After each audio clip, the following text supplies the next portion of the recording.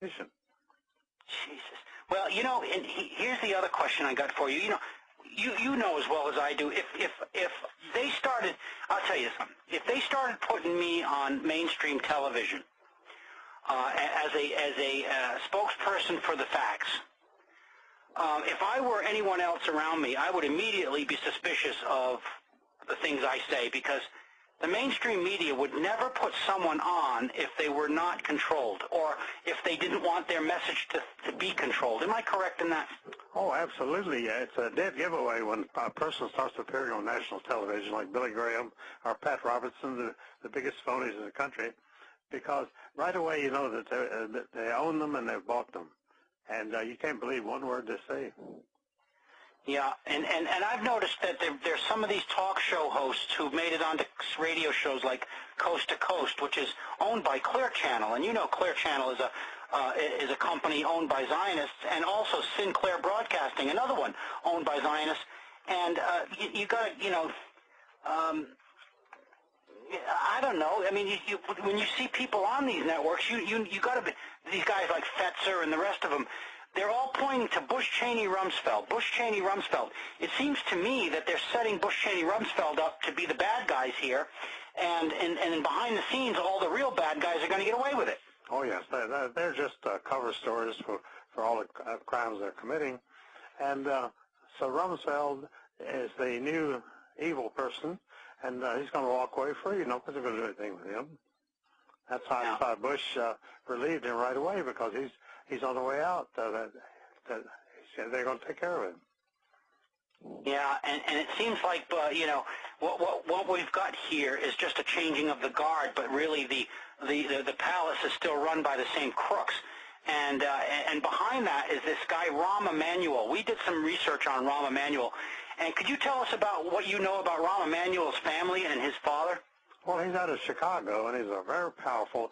Chicago was the headquarters of the World Mossad operation for years. It was financed through the Department of Public Works of the city of Chicago, and they put 10,000 fake workers on the rolls of the Chicago Public Works. And that money financed Mossad all during the 1940s and 1950s.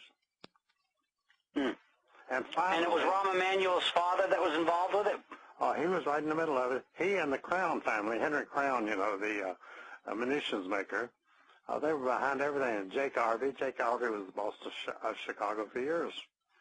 And Jake Harvey. And now Rahm Emanuel is like the heir apparent to this criminal enterprise? Oh, absolutely. Well, how close is he working with people like Chertoff and the rest of these crooks? Well, I don't know, because they work secretly. So, well, I mean, from what you can glean from just looking at events. Oh yeah. Well, they do a lot of traveling around and a lot of speaking. Well, the main spokesperson for years on national television has been Billy Crystal, whose father, Jonathan Crystal, was a noted Jewish socialist in New York for years, and Crystal is the godfather of the whole neocon movement that got us into the Iraq War. Yeah. And I filed legal papers recently that I'm drawing up Nuremberg charges against the neocons for the Iraq war. Plotting and planning and waging aggressive war. This is the Nuremberg standard. Well, now, we know that Rahm Emanuel's connections go into the Clinton White House, because he was one of the main aides of the Clintons during their criminal stay in the White House. Are they going to try to resurrect the Clinton dynasty to continue their criminal activity? Oh, they're hoping to. They're still hoping to get away with running Hillary in 2008. But the problem with that is she is so universally hated that they'll never be able to put her across. They can raise all the money in the world. When she was reelected as senator from New York, she had more money than she could spend. It was all Zionist money. Yeah. Well, what is her connection to Judaism? I heard that her family roots are Jewish, actually. Oh, I heard that for years, and it probably is true.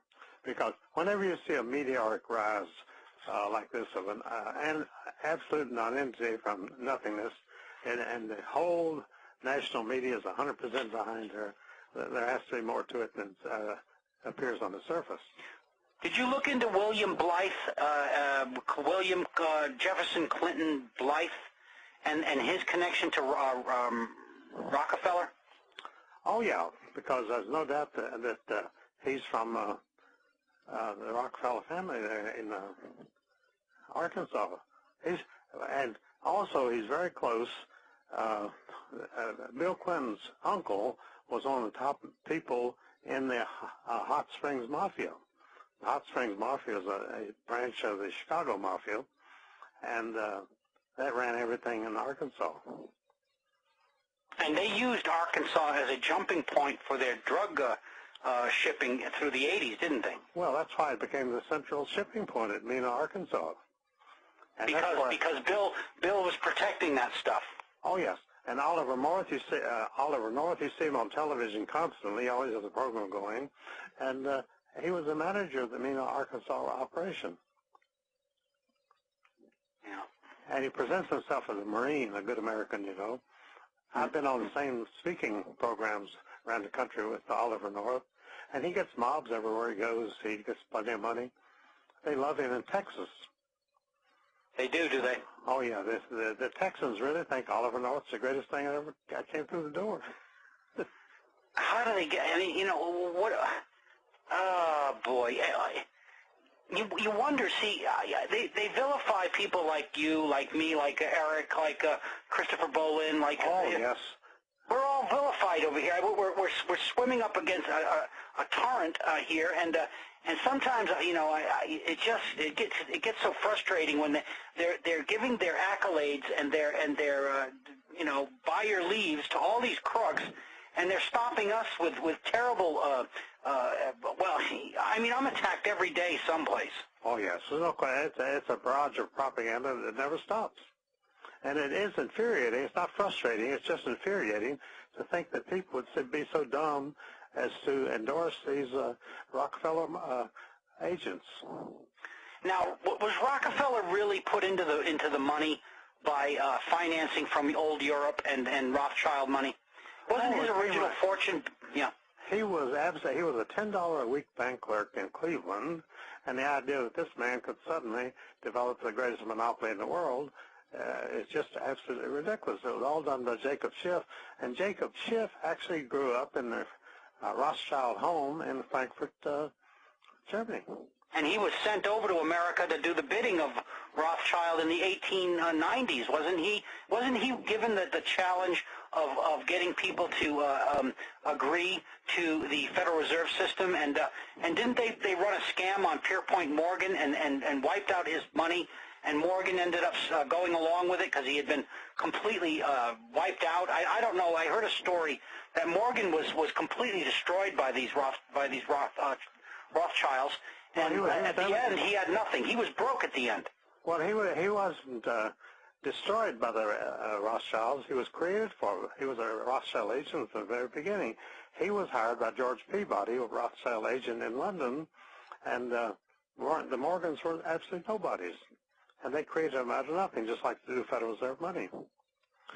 So the myth of Morgan as the world's greatest capitalist and the world's greatest banker, that was all manufactured by the Rothschilds. There's nothing to it. He never had any money at all. I think when he died in 1914, they claimed at first he had $50 million, and they told us it was $14 million. And his son almost had a nervous breakdown when he realized. Morgan Jr., when he realized that his father was almost bankrupt. And he became permanently depressed, and he had trouble ever since. Now, did Carnegie and Vanderbilt and all these other crooks, were they all put into place by the same group, by Rothschild? No, they created themselves. Carnegie and Vanderbilt created their own fortunes because they went into growing industries, transportation and coal and so forth, that made a lot of money. No, Jacob Schiff didn't create those people, but he did create the Harrimans, and he created the Rockefellers, and a lot of the bigwigs today. Well, they ended up stealing the fortunes of the Fords. The Ford Foundation is in the hands of these criminals now. Yes, they took it over. It didn't start that way, did it? Oh, yes. And in fact... It didn't start out that way, though, did it? Henry Ford was against these. Yeah. But, in fact, That is why they had to create the John Birch Society, also out of nothing, to get over the fact that the Ford Foundation and the other left-wing foundations had all been created by Jacob Schiff. And so they started a new group which is going to be very anti-communist called the John Birch Society, and that was created by Nelson Rockefeller.